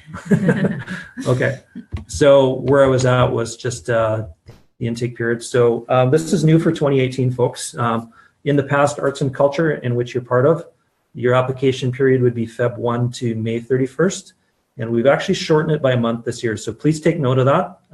April 30th is the end date for you to apply for a community gaming grant for 2018. And the reason is really simple. It's actually going to give you better customer service. It's a shorter period of time, but you're going to get better support from me and from the rest of the team if there's any support that you need. Because in the past, in the last year, for example, arts and culture and sport both applied to us at the same time. And so we had twice as many applications coming to us at the same time. So we're staggering arts and culture and sport by a month, as you can see.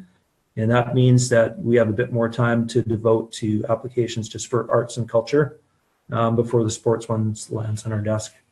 So if you do have any questions, you do have any issues, you need support from me or from anybody else in our team, you're more likely to get that support because we're just focused on you.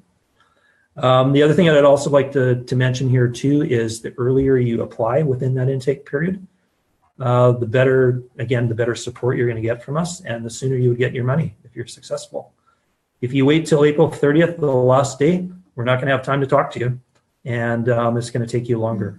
It takes on average 12 weeks to get your funding decision, but the earlier you apply, the more likely that'll be a little bit shorter for you.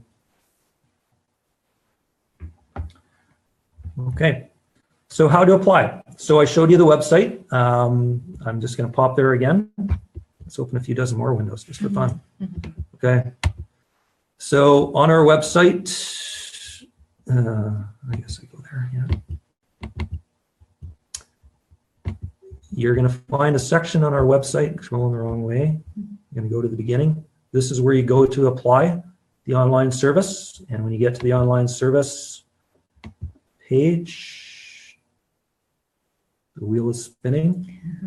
You're going to click on this launch online service here, and it's actually going to take you to the application. I'm not going to open the application because if I start an application, I'm going to have to finish it. And we don't have time to do that. But this is essentially where you go to start that process. And so that's the link that is provided. And also, like I said earlier, before you start your application, it's a good idea to sit down, write the program description ahead of time, because once you do launch the application, you got a limited period of time.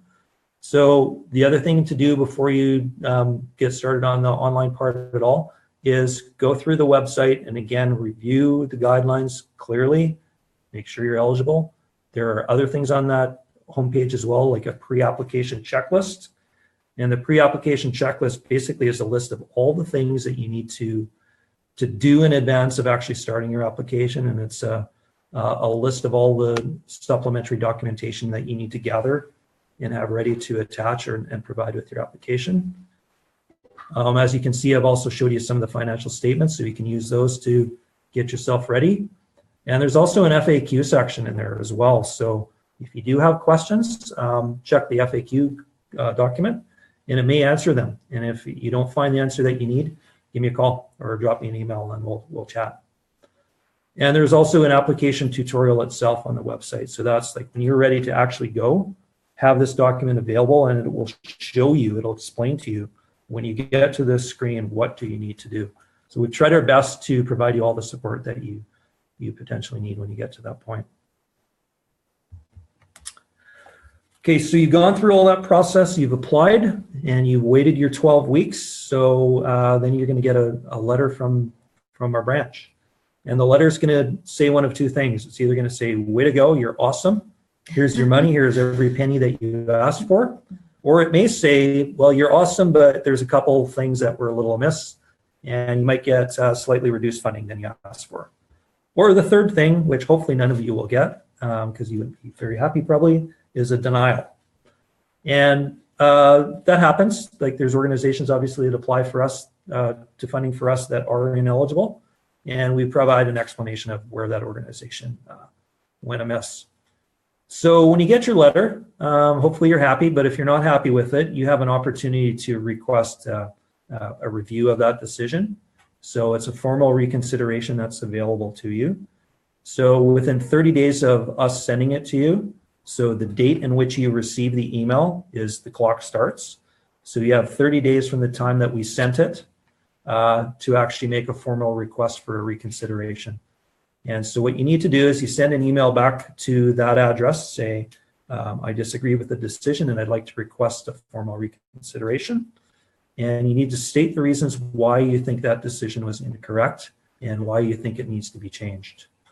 So when you do that, go through your letter. The expectation is you need to address each of those points in the letter. So if the letter said this and you disagree with that, what that point was, you need to say, you said this and here's why I think you were wrong. So you need to clearly articulate, here's what you said, here's what I say in response. You can't treat the reconsideration process as an opportunity to provide new documents or information. What you provided in the initial application is what we're basing our decision on, and we're not going to change that based on new information. We will potentially change the decision if the information you provided originally was interpreted wrong, but it's up to you to provide us the full, complete set of information right from the get-go. So our executive director or our director will review your application once again. We'll take your letter into consideration, and we'll address each of those points and say, okay, well, did the analyst make the correct decision, or did you as the applicant, did you have a point? And they will go through that, and one of two things will happen. That decision will either be varied, meaning either additional funding may be provided, or the decision will be upheld. And you're going to get a decision back from the branch within 90 days of you sending in your reconsideration request, and that decision will be final for the year. So that's the process. What I'd also encourage you to do too, if you get a notification letter and you're not happy with the decision, but you just want clarity on it, like if you need additional information, you're okay with it, you don't want to go through this formal process, you just like to learn for next year, give us a call. Like, give me a call, give the branch a call. We're happy to discuss it with you so that you can learn what to do differently for the next year. We do end up getting a lot of requests from people for a reconsideration that really aren't a reconsideration. It's like, oh no, I'm happy with it, I just didn't understand it. It's like, well, that's not a reconsideration. That's just, let us talk. Yeah, and I think that's I think that's really great to have that. I mean, it's good to have the formal appeal process, and by all means go through that if you do feel like something was incorrectly interpreted. And I think that there's lots of applications coming into the branch, so that's I think that's probably the reason why that reconsideration process is there. Yeah. But I think really again, just in terms of kind of best practices for writing grants and getting better grants next year, take advantage of that opportunity to touch base with the branch and get some feedback, and maybe it's just as simple as, you know, make sure you guys include your in-kind stuff next year. You know, you have all these volunteers, you could have maybe gotten a little bit more money next year.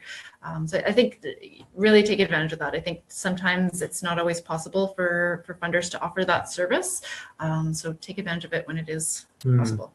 Yeah, it's good advice.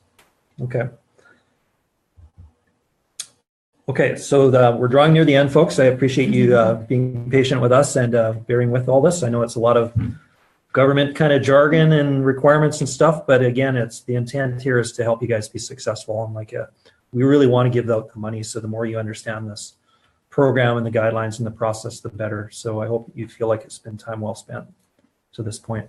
So one of the remaining sections I just wanted to bring to your attention is the applicant accountability. So this essentially is the fourth pillar of eligibility. So organization, program eligibility, financial eligibility, and this part really is about compliance and accountability. So in order to continue to be eligible for a grant, you need to be accountable for the proper use of the funds that we are going to provide to you. So the accountability part is really key. So the first part of the accountability that I just want to bring to your attention is appropriate use of the funding.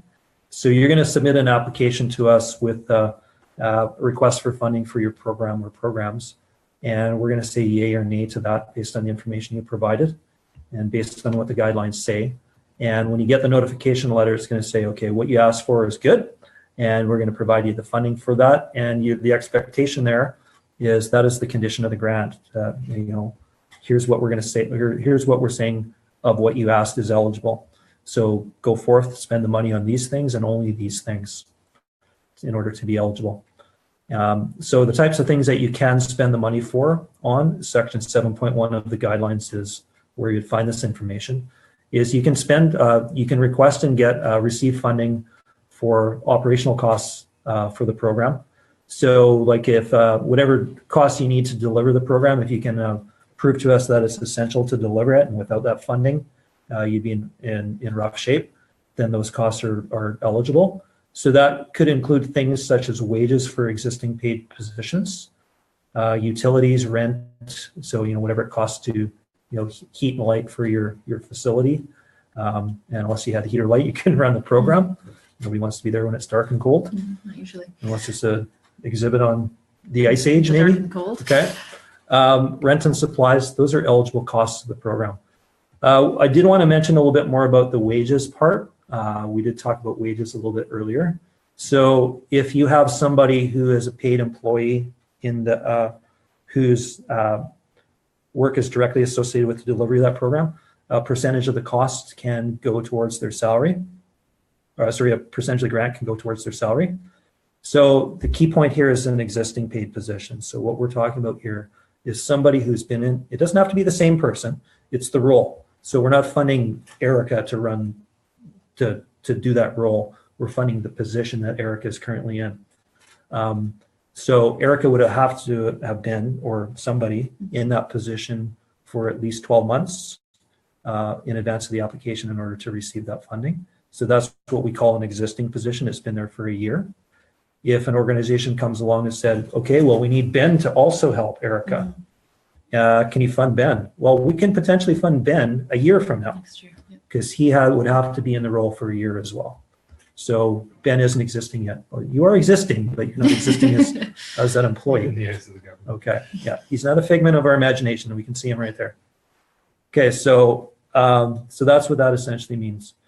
Renting equipment or purchasing equipment for the delivery of the program. Again, like you need to purchase a van, or you need to buy an AV system, or you need to purchase canvases for a background, whatever the case may be. And you can demonstrate to us that those are essential to the direct delivery. All good. Travel is a good one. I know Erica has a couple things she wants to mention here as well. What I would just sort of say here, and again, it's the direct delivery that is the key thing here. So it's about the program itself as opposed to travel that is beneficial to the individual who is traveling. Okay, did you want to share? Yeah, so I just wanted to point out there's some nuance in the guidelines for the community gaming grant program around travel. So if you are thinking that travel is going to be one of the expenses that you want to include in your grant, definitely look into that in the guidelines. So I think there's the thing that I noticed was that there's a strong area around travel within BC. So if your program requires travel outside of BC, you're going to need to do some clarification in your application around that. So just knowing that often people are traveling between provinces, maybe you're doing some research to develop an exhibit, or maybe you need to go get portions of a traveling exhibit. Just be sure to look into the guidelines around travel if that's one of your expenses. And again, touch base with Mike and his team if you do have questions. Yeah. So the travel component, just to finish off on that, is you need to do this in order to deliver the program. So things like if you had to travel to go to a board meeting or an AGM, or to take part in any sort of conference or professional development kind of thing, that would not be an eligible use of funds, because there's no direct line of sight between the money that we provide and the benefit to the community. Like, indirectly that would happen down the road, but not directly. And also just to touch upon the research part, just to clarify that, research isn't something that would be considered an eligible expense. So if you were to travel, say, to another museum to learn about how they do it, that would not be an eligible expense, because that might help you develop a better exhibit down the road, but there's no direct connection between the money we provide and the program itself. Okay, so those are eligible uses.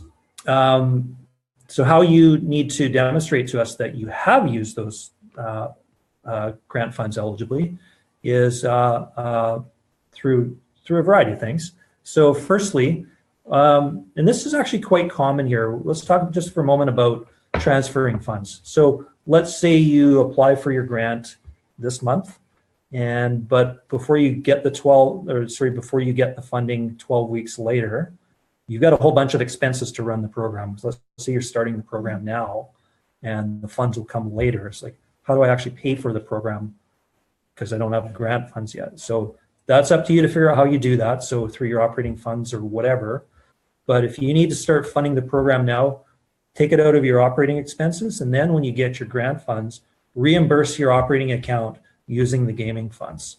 So what you do in that particular case is, like I said, you have checks that you're going to need to get for this program. So you reimburse your general account, write a check to your general account for whatever the expense was, the eligible expenses, obviously. and reimburse your operating account for those expenses. So yeah, I guess that's probably all I want to say about that. In terms of things like the invoices and the receipts, I got a report from an organization a couple months ago. You're going to need to do something called a gaming account summary report at the end of your year, and that's basically it's an accounting of how you spent the money. We gave you this. How did you spend it? Give us the sheet. It's that type of thing. So I got one of these from an organization a couple months ago. It's a 3 or 4 page form, and I got back 78 pages. And I was like, what on earth? So I started looking at it, and what it was every invoice and every receipt and every bank statement attributable to that gaming account over the course of the fiscal year. It's great that you have that. That's fantastic, but we do not need to see that. We just need to see the summary report. Keep those things, like, any bills that you have associated with this, you keep them on the possibility that your organization may be audited by government. They're going to want to see the paper trail. We just need to see the summary of the paper trail. So do you think it would be good to show them the gaming account summary report? Or? Yeah, I think so. Okay.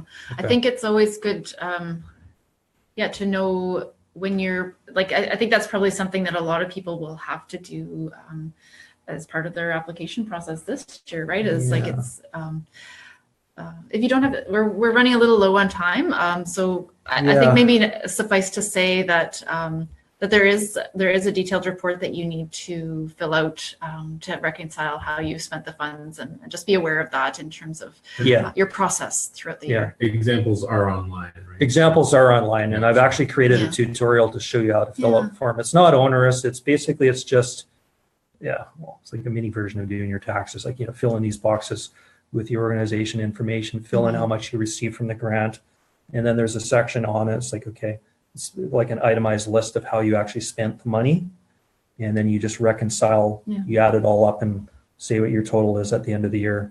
And we're just looking at it to say, okay, well, we gave you this, how much do you have left? What did you spend it on? Did you spend it on the eligible expenses? So it's one of the conditions of the grant. It's not an onerous thing, and again, happy to help you with it.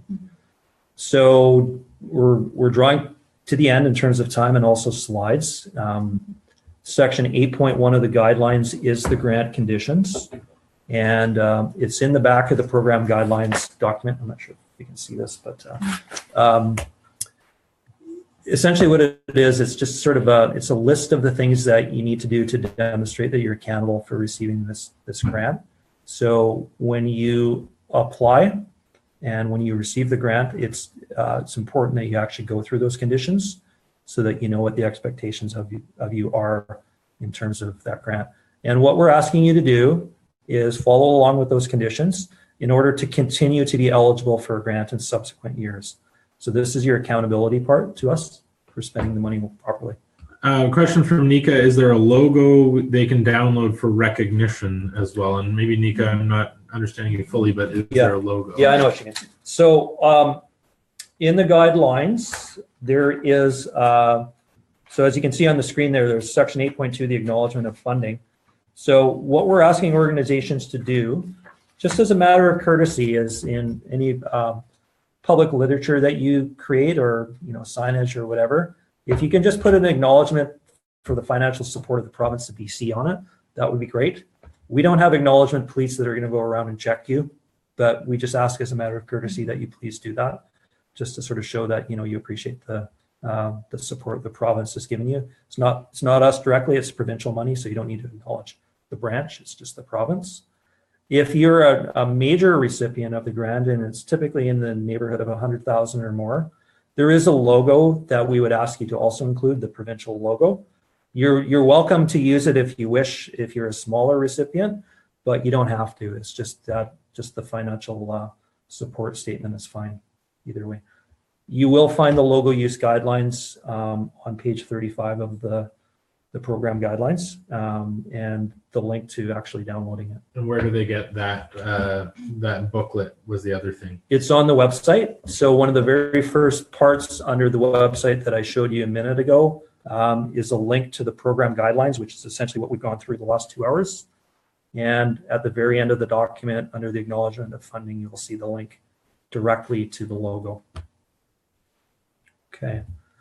So folks, that is essentially it in terms of the content. We've gone through the guidelines of the last hour, 45 minutes. What I'd like you to leave you with here is some key resources. If you do want a little additional support, have some questions, would like to chat some more, there's a number of things that you can do. Firstly, you can check our website. We do have a general contact email and phone number there available. Any general questions you have, you can certainly contact our branch that way, or you can email me directly at the outreach email address you see there as well. There are also 2 additional organizations that we work with that can provide definitely some more local support to you. I can only speak to you at a high level as an outreach manager. I can't sit down with you and work through an application with you or provide you with definitive decisions on an application. That's just for our analysts to do. But these other organizations, the BC Association of Charitable Gaming and the more local community associations, charitable gaming associations, we have representatives in those bodies who can actually, you can connect with them if you want somebody to sit down with and to talk through your application in more detail. So go to the website there, the BCACG website, and you're going to find contact information there, and you're going to find there's a chapter in there's a Fraser Valley one that covers whole metro. There's one in Port Alberni. There's one in Comox Courtney, Prince George, far north, Okanagan.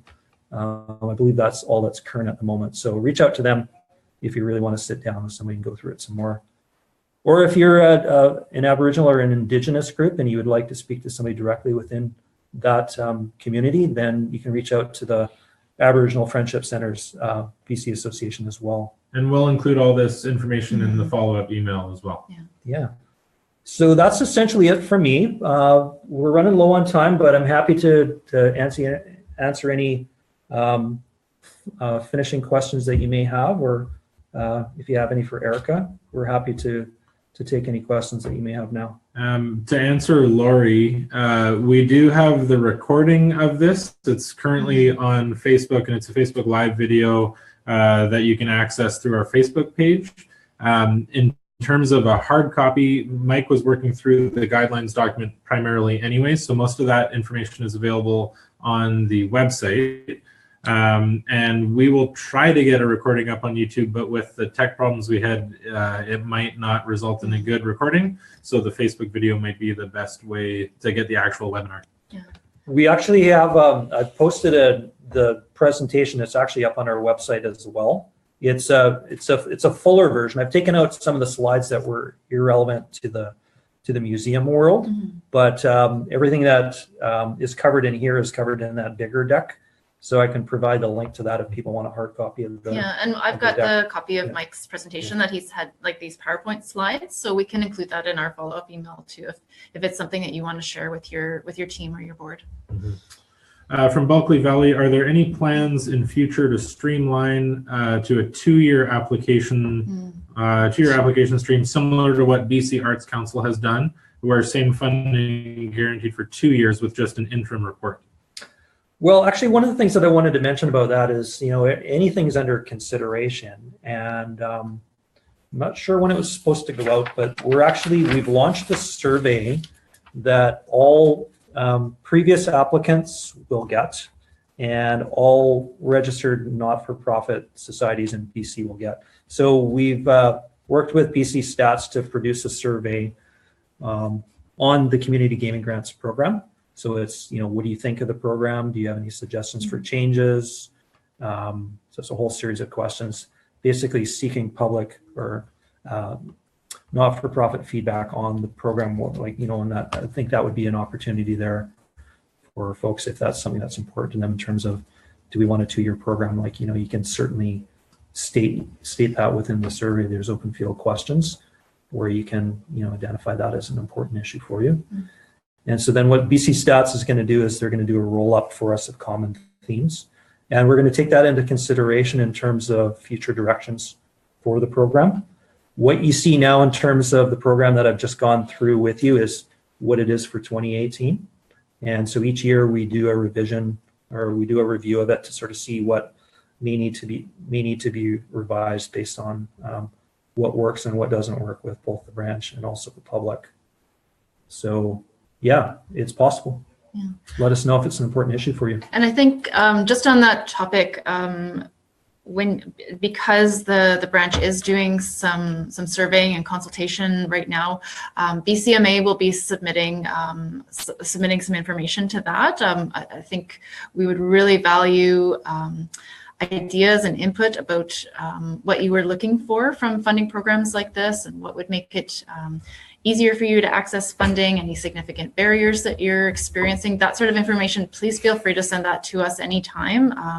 And we can, sometimes it's really helpful to get that information on an individual level, but also if BCMA has that ability to say, like, this is an issue for multiple organizations, and we're happy to provide that feedback too. Mike, can you speak to the long application versus the short form, please? Yeah, so there are two different forms. So if you are a returning applicant, let me just see if I can find a second. Hey, there it is.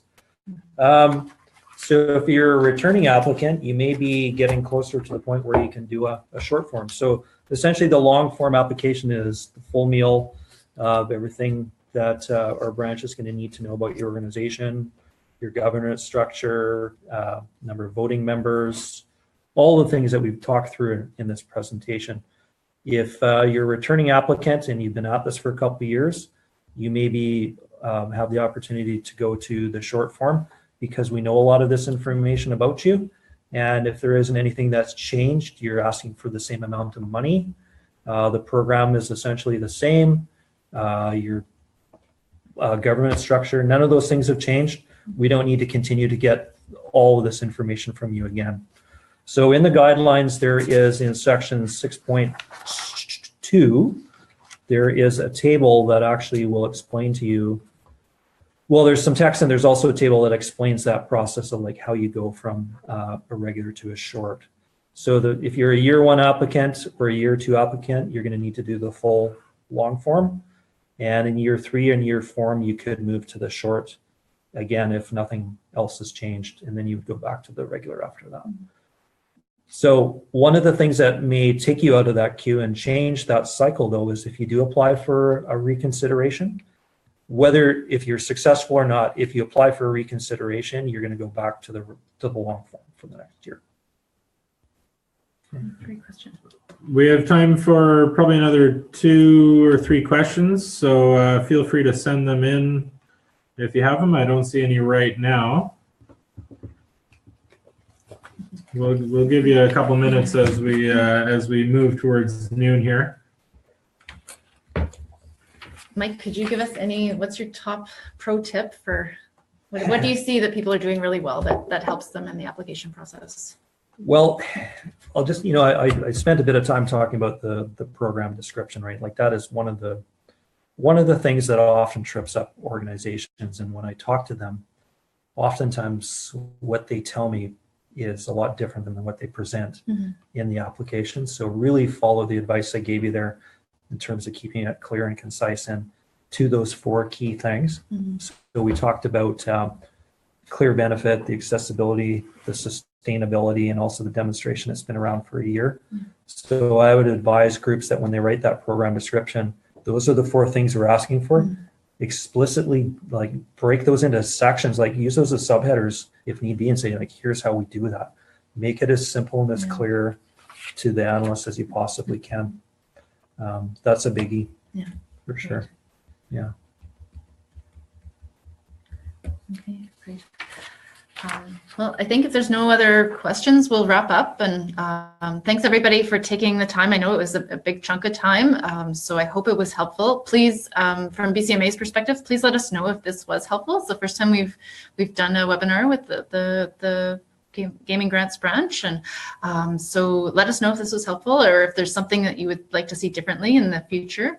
That would be great. And like we said throughout, we'll send up some follow-up materials and post some information on our website so that it's available to everybody in case anyone didn't have a chance to participate today. Yeah, and then I'll just kind of put in my plug for, like, try to do a little bit every day. The application is deadline is coming up quickly, and I know how onerous it is. So work a little bit every day is my best advice if you're trying to avoid the pain and suffering that sometimes happens with grant deadlines.